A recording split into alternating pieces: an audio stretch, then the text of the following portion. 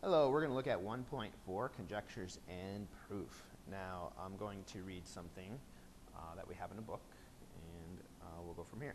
So it says, in most subject knowledge is acquired from observation. This is also true in mathematics, but proof gives absolute rigor and certainty. Mathematical proof is a logical sequence of steps that establish the truth of a statement beyond a doubt. Now, mathematicians look for patterns and then use intuition to make a conjecture. So we see something happening and we say, hey, this equals this is this, or this is always going to happen, right? To determine if that pattern, the pattern is in mathematical terms. Only when the conjecture has been proved does it become a theorem, a truth.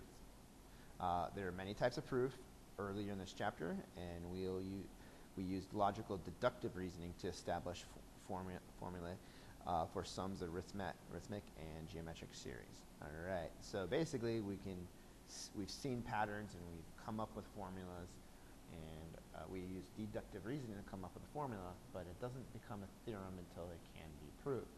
All right, so even if it totally seems legit, but until we have a formal proof, it doesn't become a theorem and a truth that we can say with an absolute certainty, like it says here, that it is true, always true.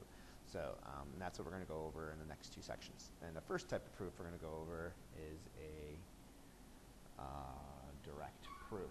Now, direct proof goes as we're just going to use some things that we already have. There's nothing in particular that we haven't done before in general, but it's a little bit more open-ended as opposed to just solving. We have to set up our expressions ourselves, our equations and expressions this way. It says use a direct proof to show that the sum of two odd numbers is always even. So the first thing I'm going to do is I have two numbers. I'm going to let those numbers be, let me do this. It's not going to write on this too well.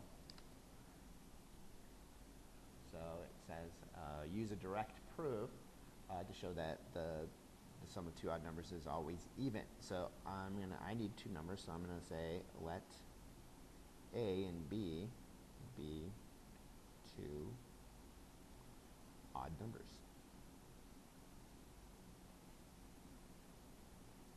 Good. Now, if they're two numbers, if they're two odd numbers, I know that any odd number is always, if you take it, it's always one more than any even number, right?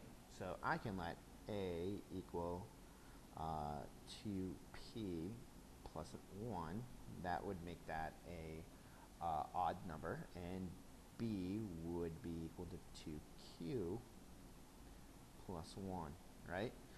But now I've added I added two other variables in here, two other unknowns. So I'm going to say P and Q are both, this little symbol here means in the element it's contained of the integers, and that's the symbol for the integers. So -1, -2, -1, -2, or to like -1, -2, -3 to infinity, or 0, 1, 2, 3 to infinity, and so on. So we don't have any rational or decimal point answers or anything like that. Good.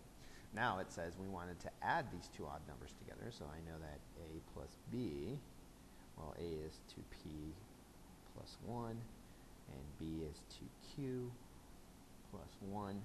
Add these together. These are not like terms,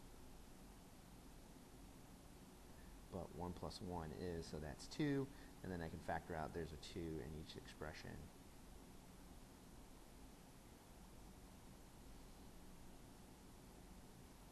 And then I know that, I'm sorry, that's supposed to be 1, my bad. And then I know that this will end up being an even number, right? So therefore, I can say that the sum of any two odd numbers, therefore the sum of any two numbers, any two odd numbers is even.